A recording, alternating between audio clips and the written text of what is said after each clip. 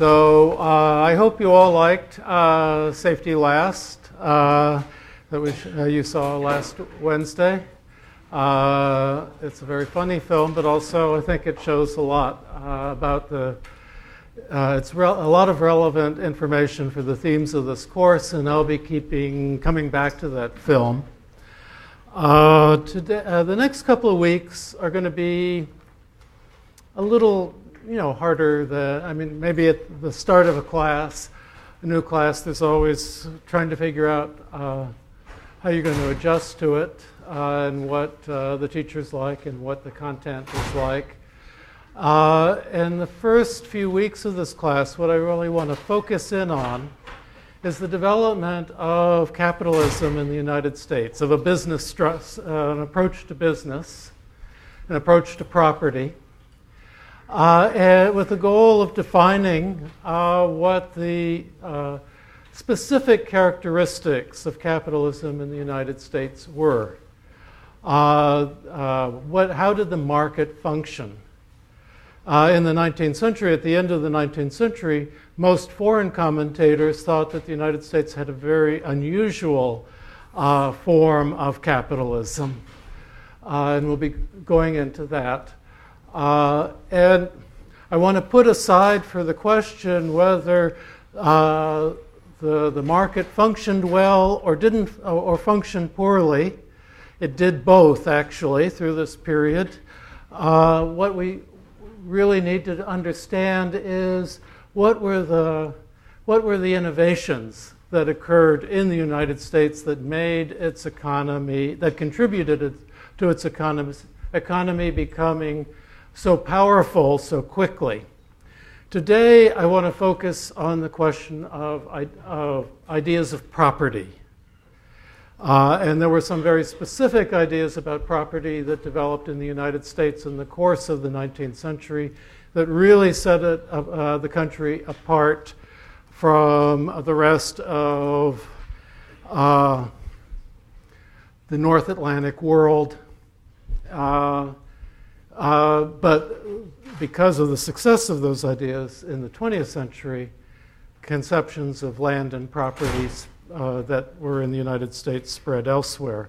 Next week, we're going to be looking at the development of the corporation as a distinctive approach to how to organize business, and why the corporation developed in the United States at the time that it did, and why it took the forms that it did, and what allowed those corporations, what were some of the factors that allowed those corporations to, many of those corporations, to succeed as brilliantly as they did.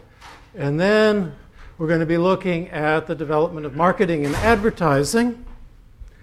And then when we have an overview of what was going on in the economy, and the Klein book will be particularly important for thinking about that. Then we'll, in about 3 weeks, maybe 4, we'll roll back the clock again and then look at what this meant for how people lived, for social movements, and for politics. But at the beginning, I want to focus in on some of the basics of the economic structure. Today, I want to talk about the questions of land, property, and agriculture as enterprise.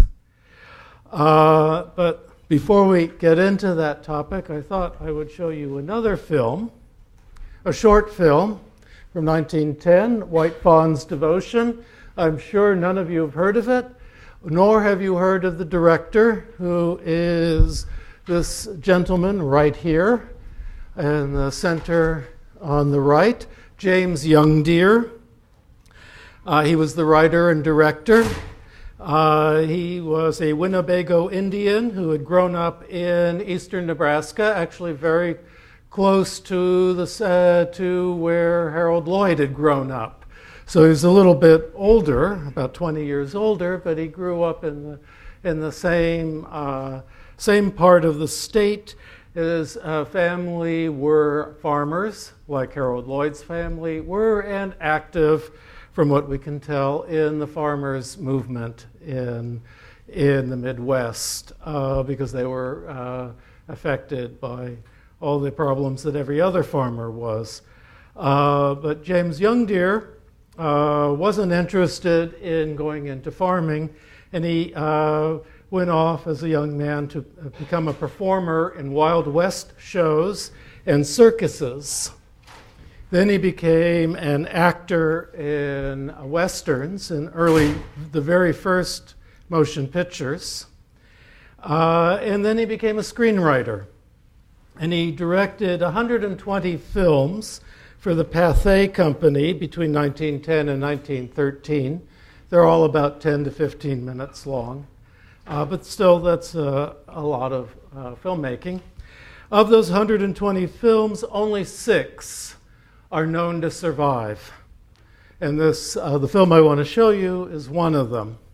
It's altogether possible that another of his films could be discovered in a vault in Montevideo or in Tokyo someday, but right now there are only 6 of his films left. The film was shot, this film, White Fawn's Devotion, was shot, like all U.S. films at the time, in New Jersey, which was the center of film production before Hollywood. And the film is based on a popular stage drama of 1905, The Squaw Man. And the film relies on most of the tricks of popular melodrama at the beginning of the 20th century, but it has a very unusual conclusion. So let's see. I will now get the film. Yes, okay. View. Enter.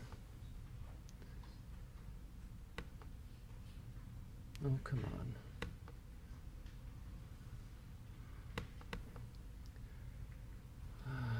Dear.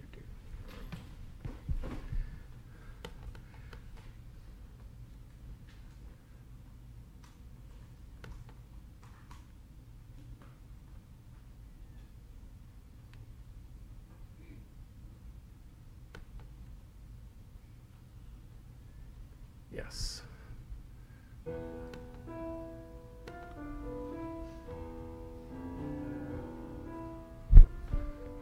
It's 11 minutes long.